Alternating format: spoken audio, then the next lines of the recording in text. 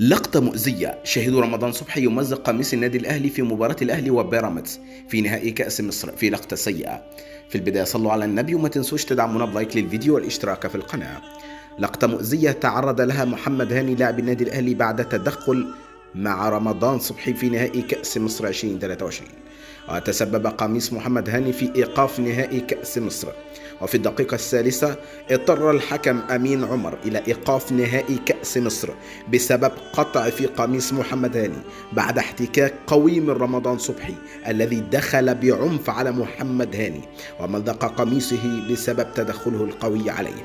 وبعدها بدقائق تدخل أيضا رمضان صبحي أيضا بعنف وقام بإصابة رامي ربيعة إصابة قوية، وخرج اللاعب على أثرها ولم يستكمل اللقاء.